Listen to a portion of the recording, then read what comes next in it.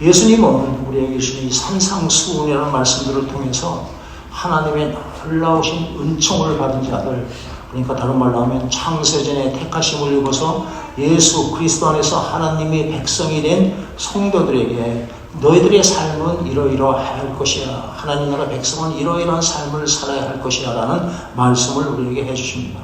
하나님을 사랑하고요, 또 하나님만을 의지하고 하나님께 순종하는 사람들의 그 삶은 이러이러하다라는 말씀을 우리에게 주고 계십니다. 이 말씀은 저와 여러분들에게 주시는 말씀인 줄 믿으시길 바랍니다.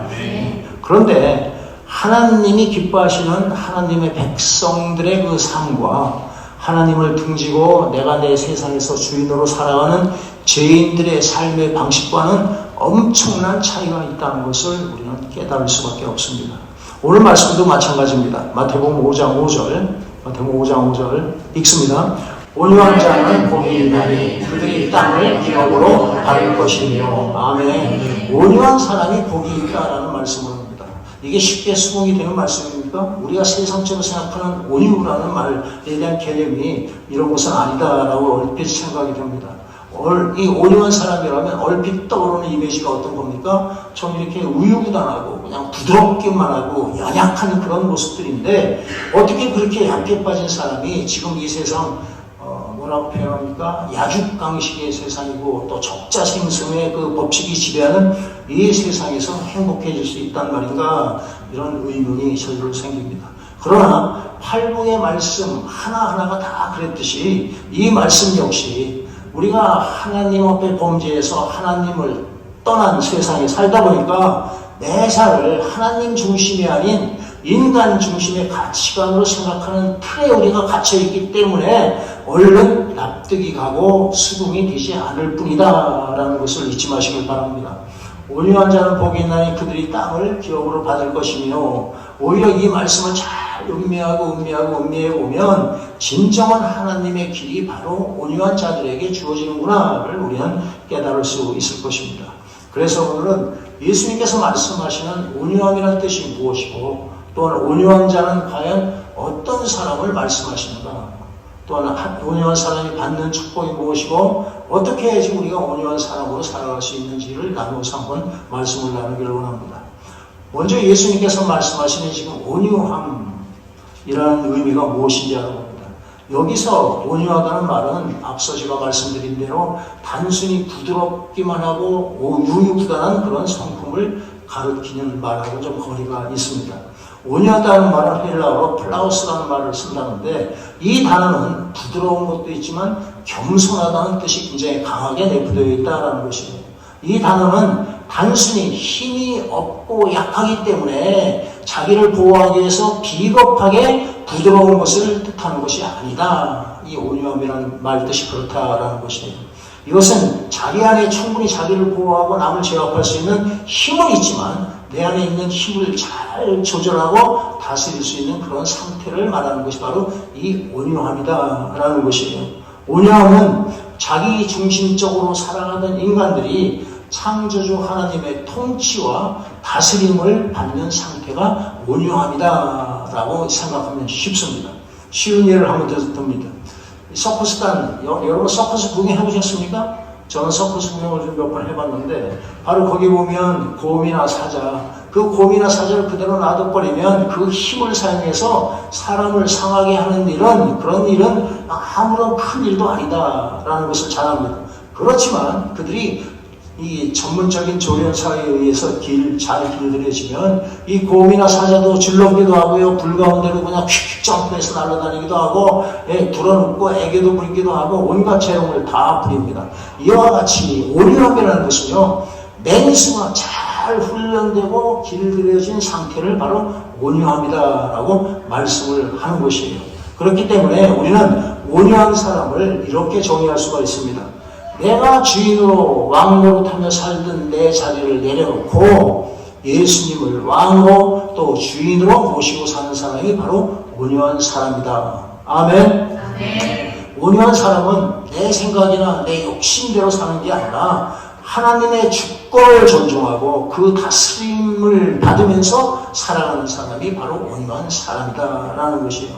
그렇다면 이 온유한 사람의 특징이 무엇입니까? 예수님은 온유함의 표본으로 예수님 당신을 우리에게 소개하고 있습니다. 우리가 잘 아는 마태복음 11장 29절에 보면 나는 마음이 온유하고 겸손하다라고 당신을 샘플로 우리에게 제시를 하고 있습니다.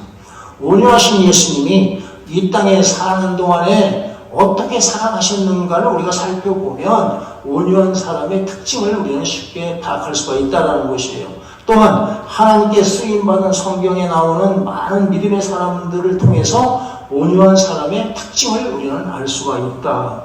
온유함은 둘로 나눌 수가 있습니다. 하나님의 태도에, 하나님에 대한 태도에 대한 온유함이고, 두 번째는 사람들에 대한 태도로 나타나는 온유함이다. 하나님에 대한 온유함, 사람에 대한 온유함으로 나올 수가 있다. 먼저 하나님에 대한 태도로서의 온유함, 그것은 겸손과 순종으로 우리에게 나타난다. 그것이 온유함이다라는 것이에요. 온유한 사람은 절대 다시 자기 뜻을 고집하지 않습니다. 그리고 하나님의 다스림을 기꺼이 받아들이는 사람이 온유한 사람이다. 또 온유한 사람은 헛된 욕심을 부리지도 않습니다. 겸손히 하나님의 말씀에 귀를 기울이고 그 뜻에 순종하는 사람이 바로 온유한 사람이다라는 것이에요. 때로는 내 생각이나 내 경험이 하나님과 하나님의 뜻과 달라도 하나님의 뜻에 순종하는 사람이 온유한 사람이다. 현실적으로 우리가 하나님의 뜻을 따르게 되면 손해를 볼 것 같고 잘못될 것 같아도 하나님의 뜻에 무조건 순종하는 모습이 바로 온유한 사람이다. 우리가 베드로를 알지 않습니까? 밤에 맞도록 그물질을 했지만 한 마리도 잡지를 못했는데 예수님께서 저 깊은 곳에 들어가서 그물을 던지라, 그 말씀에 의지해서 그물을 던지는 모습이 바로 온유한 자의 모습이다. 아멘. 이런 온유한 모습은 결코 유약하거나 나약하거나 비겁한 것이 아니라 그 온유한 사람에게는 큰 믿음과 용기와 결단이 요구하는 것이다. 다른 말로 하면 온유한 사람은 믿음이 있고 용기가 있고 담대한 자다라는 것을 우리는 쉽게 알 수가 있습니다. 예수님의 예를 들어보면 예수님께서 잡시는 날 밤 겟세마네 동산에 가서 땀방울이 핏방울이 되도록 기도하는 모습을 누구나 다 잘 알고 있습니다. 어떻게 마지막에 결론적으로 기도하십니까? 내 아버지여, 만일 할만하시거든 이 잔을 내게서 옮겨 주시옵소서. 그렇지만 그러나 나의 원대로 마시옵고 아버지의 원대로 하옵소서. 이것이 바로 온유한 예수님의 성품을 나타내는 가장 아주 극단적인 예다라는 것이에요. 하나님의 뜻을 이루기 위해서 자신을 내어드리는 이 결단의 모습이 바로 온유한 모습이다. 그러니까 우리가 생각하던 이 온유, 부드럽고 나약한 것 개념과는 전혀 다른 뜻이 바로 이 온유한 것이다. 그리고 하나님의 뜻을 이루어 드리는 일에는 어떤 불평이나 원망도 하지 않는 모습이 바로 온유한 모습이라는 것을 이사야 선지자를 통해서 우리에게 말씀을 하고 계십니다. 이사야서입니다. 이사야서 53장 7절 말씀입니다. 변명도 없는 모습. 이사야 53장 7절 말씀입니다. 읽겠습니다. 그가 곤욕을 당하여 괴로울 때에도 그의 입을 열지 아니하였으며 마치 도수장으로 끌려가는 어린 양과 털 깎는 자 앞에서 잠잠한 양같이 그 입을 열지 아니하였도다. 아멘. 이런 모습, 하나님이 기뻐하시는 그런 모습이 바로 이 온유한 사람이다라는 것입니다. 온유한 사람은 하나님의 뜻에 겸손히 순종할 뿐만 아니라 다른 사람에 대해서도 사랑과 간용을 베푸는 사람이 온유한 사람이다. 그래서 심령이 가난한 사람, 또 애통할 수 아는 사람이 바로 온유한 사람이 되는 것이다 라는 것이에요. 그러니까 자신이 죄인인 것을 뼈저리게 깨닫기 때문에 다른 사람의 죄를 나에게 짓고 나에게 해코지를 하더라도 그것을 용서할 줄 아는 사람, 이 사람이 바로 온유한 사람이다. 그리고 한 걸음 더 나가서 나에게 해코지하고 죄를 짓는 사람마저 그들의 상처를 싸매주고 그들을 섬기는 모습이 바로 온유한 사람의 모습이다. 그것이 바로 예수님의 모습이다라는 것입니다. 예수님께서는 의인을 구하러 온 것이 아니라 오히려 죄인들을 섬기러 오셨다라고 말씀을 하고 있습니다. 마가복음 읽고 지나가십시다. 마가복음 10장 45절. 이 말씀을 다 암송하시죠? 마가복음 10장 45절 읽겠습니다. 인자가 온 것은 섬김을 받으려 함이 아니라 도리어 섬기려 하고 자기 목숨을 많은 사람의 대속물로 주려 함이니라. 아멘. 그리고 예수님은 당신을 죄인들을 위한 대속물로 주려 이 땅에 오셨을 뿐만 아니라 십자가에 달려 죽는 마지막 순간까지도 자기를 십자가에 못 박은 그 죄인들을 용서해 달라고 하나님께 기도하는 모습, 이것이 진정한 온유한 사람의 모습이다라는 것이에요. 누가복음 23장 34절에 보면 아버지 저들을 사하여 주옵소서 자기들이 하는 것을 알지 못함이니이다 라고 자기를 십자가에 못 박는 자들을 위해서 용서해달라고 하나님께 기도하는 모습을 우리에게 보여주고 있습니다. 구약의 인물 중에서 모세는 온유한 사람의 표본이었습니다. 모세의 뛰어난 온유함에 대해서 성경은 이렇게 말하고 있습니다. 민수기 12장 3절 딱 집어서 모세는 온유하다, 모든 사람보다 더 온유한 사람이다라고 하나님께서 말씀을 해주시는 거예요. 민수기 12장 3절 읽습니다. 이 사람 모세는 온유함이 지면의 모든 사람보다 더하더라. 아멘. 이러한 모세의 온유함은 어떤 문맥에서 나온 이 말씀이냐 하면, 모세가 구스의 여자를 아내로 취한 것에 대해서 그 누이와 형인 아론과 모리암에 비방을 합니다. 그러자 모세는 그들에게 아무런 말 한마디 안 하고 대적하지 않고 변명도 하지 않고 하나님 앞에 모든 일을 내어 맡기는 그런 문맥 속에서 모세는 모든 지면의 사람보다 온유함이 뛰어나다라는 말씀을 해 주시는 것이에요. 다른 사람들의 비난과 불평에 맞대응을 하지 않고 하나님의 손에 맡기면서 전적으로 하나님의 처분에 순종하고자 하는 삶의 태도가 바로 온유한 사람의 삶의 자세이다. 아멘. 예, 하나님께 대한 전적인 복종의 자세로서 다른 사람의 그 악에 대해서 악으로 대하지 아니하고 선으로 대하는 자세가 바로 온유한 사람의 삶의 자세이다라는 것이에요. 모세는 하나님의 징계를 받아 문둥병자가 된 자기 누이 미리암에 대해서 미리암을 고쳐달라고 하나님께 간구하는 모습을 우리는 볼 수가 있는 것입니다. 나를 해하는 자에게 관용으로 베푸는 것을 떠나서 그들을 위해서 사랑으로 베풀고 그들을 섬기는 모습, 바로 그것이 모세에게 나타나는 온유한 모습이다. 그것이 저와 여러분들이 예수 안에서 나타나야 할 온유한 성품인 줄로 믿습니다. 네, 요셉은 어땠습니까? 요셉 애굽의 총리가 된 다음에 자기가 가진 그 만인지상 1인치하의 막대한 권력으로 자기를 감옥에 가두고 또한 자기를 애굽 땅의 종으로 팔게 한 형들에게 복수를 충분히 할 수 있었지만 그들을 용서해 줍니다. 그들을 용서해 줄 뿐만 아니라 그들을 사랑으로 섬기는 모습을 우리는 볼 수가 있다. 왜 그랬습니까? 요셉은 자기에게 닥친 모든 그 불행한 일들의 배후에는 하나님의 뜻이 있었다, 하나님의 계획이 있었다를 알았기 때문이다. 그래서 범사에 하나님을 인정하는 사람이 바로 온유한 사람이 될 수가 있는 것이다. 하나님의 뜻을 알고 하나님의 뜻을 인정하는 사람이 바로 온유한 사람이다. 이해가 되시죠? 그런데 여기서 우리가 유의할 사항이 있습니다. 아까 말씀드린 대로 온유한 사람은 항상 부들부들하고 화도 내지 않고 그렇게 살아가야 하느냐? 그런 것이 아니다. 예수님은 온유하신 분이지만 진노하신 적이 있었습니다. 언제 그랬습니까?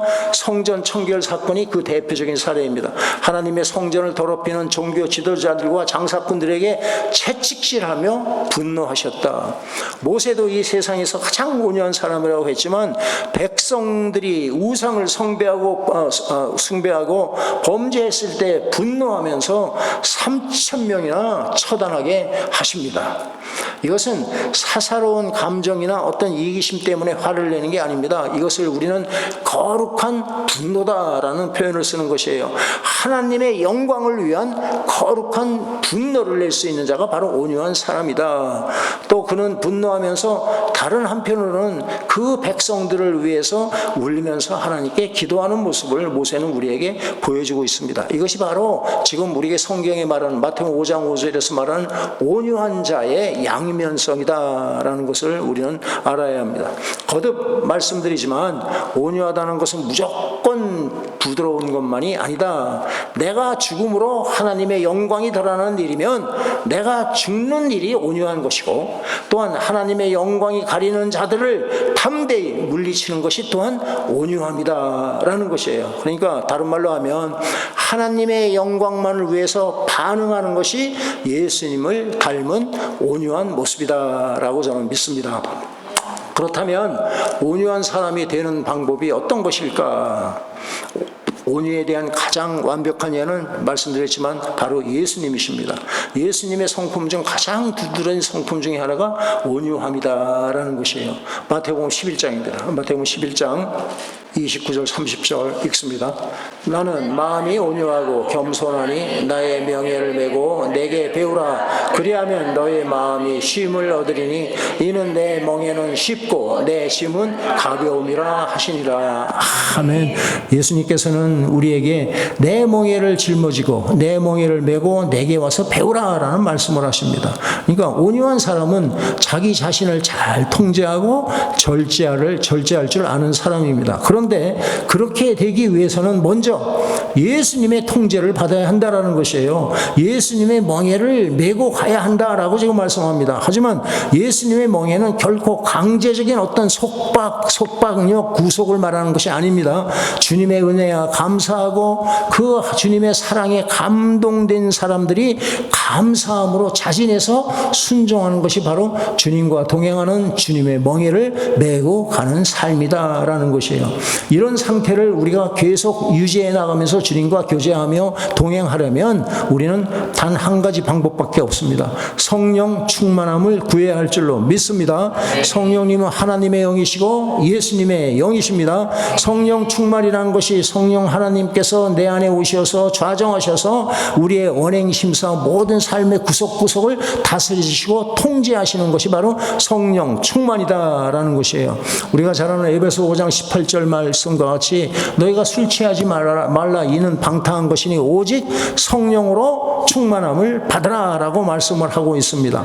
여기 성령님이 나의 모든 삶을 지배하는 성령 충만을 받으려면 우리 성령 충만을 받으면서 살아간다라면 우리 안에 나도 모르는 사이에 하나님 기뻐하시는 성령의 열매가 맺어진다. 성령의 열매 중 하나가 바로 온유인 줄로 믿습니다. 갈라디아서 5장 22절 23절 말씀에 성령의 열매는 시작 사랑과 입을 들썩들썩 하다가 말이야 다시 사랑과 희락과 화평과 오래 참음과 자비와 양성과 충성과 온유와 절제니라. 8번째가 바로 지금 온유라는 것을 분명히 성령의 열매로 내 안에 하나님의 영 성령이 함께하는 사람만이 맺을 수 있는 것이 바로 온유다. 내가 노력해서 얻어지는 것이 아니다라는 것을 말씀하고 있습니다. 여러분 모두가 온유한 성품으로 살기를 원하십니까?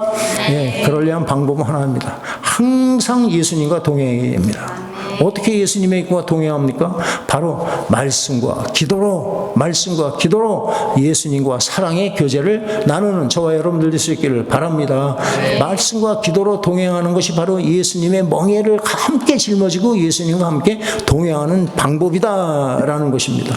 그리고 성령 충만을 위해서 기도하십시오. 너희가 구하라 찾으라 두드리라. 그럼 내가 줄 것이고 찾을 것이고 열릴 것이다. 무엇을? 성령을 구하라 라는 말씀을 하신 줄로 믿습니다. 그럴 때 우리 안에 온유한 예수님의 성품이 열매 맺어지고 아름답게 형성될 줄로 저는 믿습니다. 그렇다면 온유한 사람이 받는 복을 무엇이라고 그랬습니까? 5장 5절에 온유한 자는 복이 있나니 그들이 땅을 기업으로 받을 것이며 라고 말씀합니다. 땅은 궁극적으로는 하나님의 나라, 하늘나라를 우리에게 가리킵니다만 온유한 사람은 참된 하나님의 백성이기 때문에 하나님의 나라의 들어갈 수 있으라고 저는 확신합니다. 그리고 그곳에 예비되어 두신 모든 그 복락을 영원토록 우리는 누리게 될 것을 확신합니다.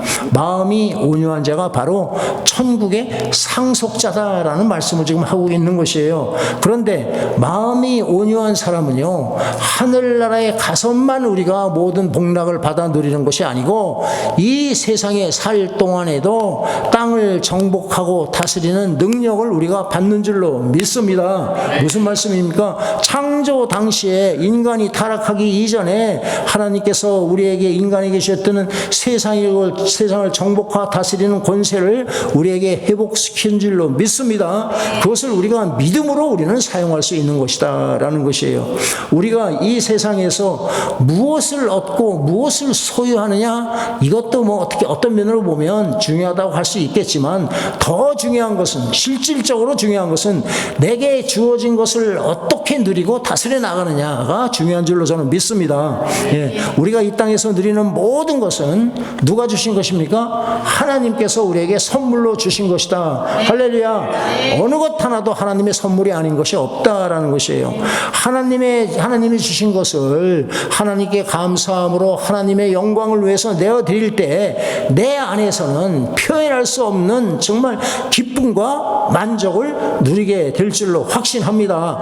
그럴 때 우리 심령의 평안을 누리게 되고 우리는 천국을 경험하게 된다. 그래서 제가 항상 강조하는 말씀, 이 땅에서 천국을 경험해 본 사람만이 실질적으로 새하늘과 새 땅에 들어갑니다 라는 말씀을 제가 자신 있게 말씀을 드릴 수가 있는 것이에요.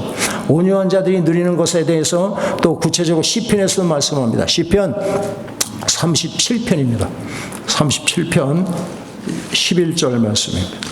읽습니다. 그러나 온유한 자들은 땅을 차지하며 풍성한 화평으로 즐거워하리로다. 아멘.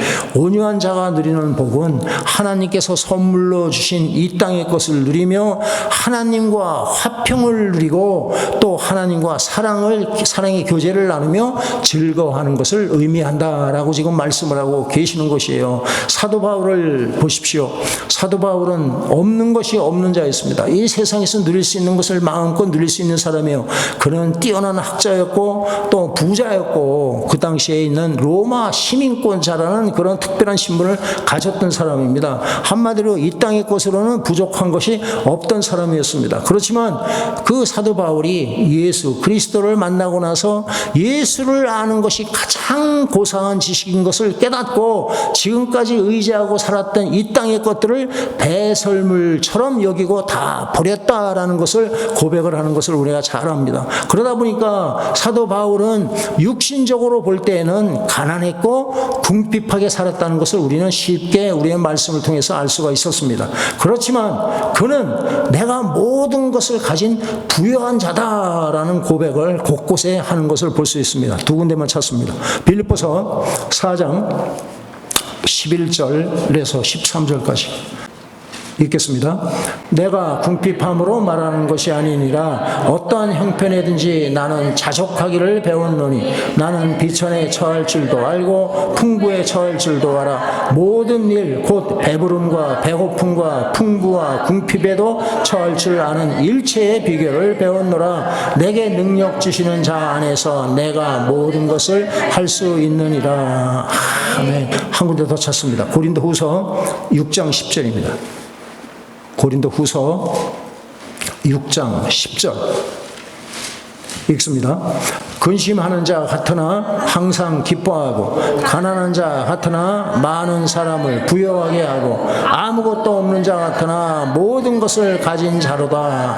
아멘. 뭐라고 그럽니까? 사도 바울은 자기 자신이 사람들 보기에는 아무것도 없는 자처럼 보일지 모르지만 나는 모든 것을 소유한 자이다. 더군다나 다른 사람들에게 나는 가장 큰 복들을 나누어주는 가장 부유한 자로 나는 살아가고 있다라는 나눈다는 지금 고백을 지금 하고 있는 것이에요. 무엇을, 어떤 것을 나눠줍니까? 값주고 살 수 없는 영원한 생명을 나누어주는 하나님의 종으로 나는 살고 있다. 어느 것도 나는 부럽지 않다라는 것을 말씀하고 있습니다. 바울의 소원은 단 한 가지였습니다. 바로 주님께서 맡겨진 사명을 잘 감당하고 주님 앞에 섰을 때 의의 멸류관을 받아 쓰는 것이 사도 바울에게 주어진 마지막 소망이었다라는 것을 우리는 성경을 통해서 알 수 있습니다. 자기의 사명이 얼마나 귀한지 사도행전 20장에서 말씀합니다. 사도행전 20장 24절 말씀.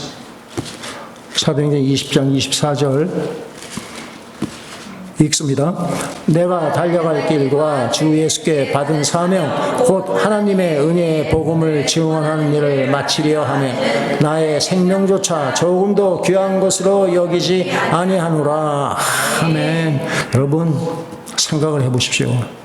이렇게만 사도 바울과 같이만 살 수 있다면 이 땅에서 우리가 어떤 모습으로 살든지 이 땅에서 가장 행복한 인생을 살고 있는 것으로 우리는 확신할 수 있다고 저는 믿습니다.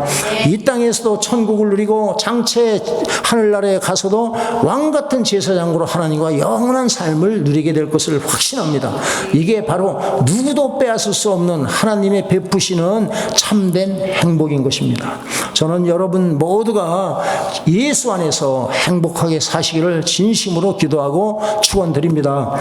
죄 지은 인간들이 추구하는 그런 행복이 아니라 바로 하나님께서 말씀하시는 누구도 빼앗을 수 없는 내 안에 있는 참된 행복을 여러분들이 누리시기를 바랍니다. 그러려면 우리의 행복의 원천이고 근원은 오직 예수 그리스도 한 분이라는 것을 여러분들 깨닫는 축복이 임하시기를 바라겠습니다. 온유한 사람이 되기 위해서는 먼저 하나님 앞에서 내가 하나님의 피조물에 지나지 않는다는 것을 철저히 깨닫고 인식하는 심령이 가난한 사람이 되어야 하는 것이에요. 그 다음에 내 자신의 죄와 다른 사람의 죄에 대해서 깊은 회개를 하며 애통해야 하는 사람이 되어야 할 것이고 그래야지만이 내 삶 전체에서 하나님을 인정하고 순종하고 의지하면서 대인 관계에 있어서도 악을 선으로 대할 수 있는 그런 온유한 사람으로 살아갈 수가 있다. 그래서 심령이 가난한 자, 애통한 자, 온유한 자가 계단 단계로 이렇게 우리에게 접근되어 온다라는 것을 아셔야 됩니다.